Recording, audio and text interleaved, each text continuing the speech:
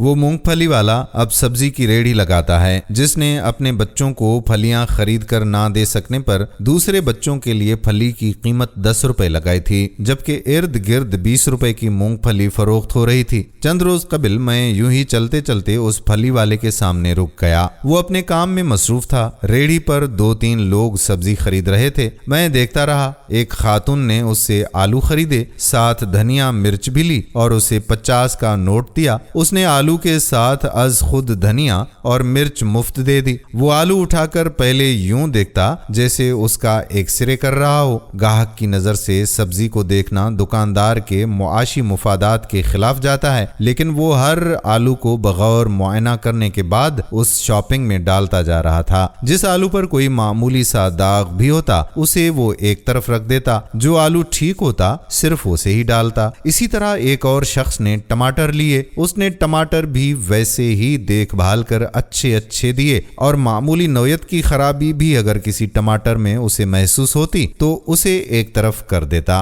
حالانکہ اس خرابی کو گاہک بھی تلاش نہ کر پاتا۔ جب گاہک رخصت ہو چکے تو میں نے اس سے کہا کہ آپ ریڑھی مین روڈ پر کیوں نہیں لگاتے، یہاں سائٹ پر، اور وہ بھی نسبتاً ایک ویران جگہ کا انتخاب آپ نے کیوں کیا ہے؟ اس نے کہا کہ مین روڈ پر ریڑھی کھڑی نہیں کرنے دی جاتی اور مختلف ٹیکسوں کی صورت میں اچھے خاصے اخراجات ہو جاتے ہیں۔ یہاں ویران جگہ ہے، یہاں کوئی کرایہ نہیں دینا پڑتا۔ اگر کسی دکاندار کے سامنے لگاؤں تو پھر کرایہ الگ سے دینا پڑے گا۔ یہاں کھڑا ہوں، بس اللہ سے حلال رزق مانگتا ہوں تاکہ بچوں کے پیٹ کو حرام لقمے سے بچا سکوں۔ میں نے اگلا سوال کیا کہ آپ کا اس ریڑھی کے علاوہ بھی کوئی ذریعہ آمدن ہے؟ اس نے کہا کہ صبح منڈی میں کام کرتا ہوں، گاڑیوں سے سبزی وغیرہ اتارتا ہوں، صبح سویرے اس کام سے فارغ ہو کر اپنے لیے سبزی لاتا ہوں اور دن کو اسے ریڑھی پر فروخت کر دیتا ہوں۔ پچھلے سیزن میں مونگ پھلی لگا رکھی تھی، اس سے پہلے ایک مرتبہ چھلی لگائی تھی، رات کو ریڑھی گھر لے جا کر کھڑی کر دیتا ہوں۔ میں نے پوچھا کہ اس قلیل آمدنی میں گزارا ہو جاتا ہے؟ اس نے کہا کہ قسم لے لیں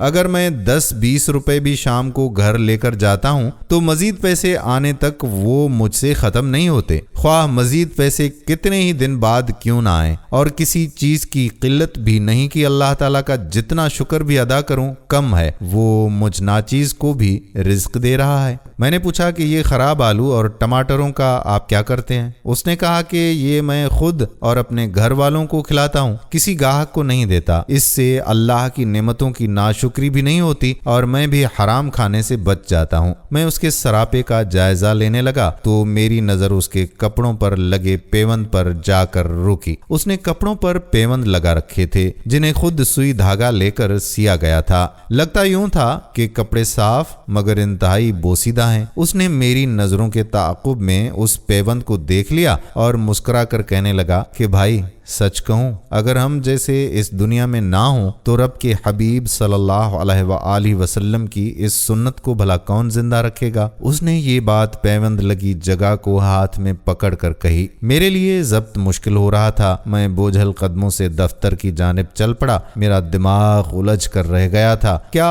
اب بھی کسی کو شک ہے کہ اللہ نے دولت کی تقسیم درست نہیں کی؟ میرا دل گواہی دینے لگا کہ اللہ تعالیٰ اپنے حبیب صلی اللہ علیہ وآلہ وسلم کی ہر سنت کو زندہ رکھنے پر قادر ہے۔ میں سوچتا رہ گیا، اس دور میں بھی پیوند لگے کپڑے پہننے والا مجھ سے بلند اور عظیم تھا۔ اس کے کپڑوں کے پیوند اس کے لیے نہیں بلکہ مجھے اپنے لیے آزمائش لگنے لگے تھے۔ ان بوسیدہ کپڑوں سے اس چھلی والے کو نہیں بلکہ ہم سب کو آزمایا جا رہا ہے جن کے کپڑوں پر کوئی پیوند نہیں لگا ہوا۔ یہ پیوند لگانے والے کے نہیں بلکہ ان معاشی فلاسفروں کے منہ پر تماچا ہے جو دولت کی غیر منصفانہ تقسیم کے ذمہ دار بھی ہیں اور کمزور طبقات کا دھڑلے سے استحصال بھی کرتے ہیں۔ اس ریڑھی والے کی طرح اگر کامل یقین سے کوئی غربت کا عذاب خاموشی سے سہ رہا ہے تو اسے اللہ تعالیٰ نے اپنے رسول صلی اللہ علیہ وآلہ وسلم کے معلمانہ اور کریمانہ اخلاق کے وسیلے سے اتنی قوت برداشت دی ہوئی ہے،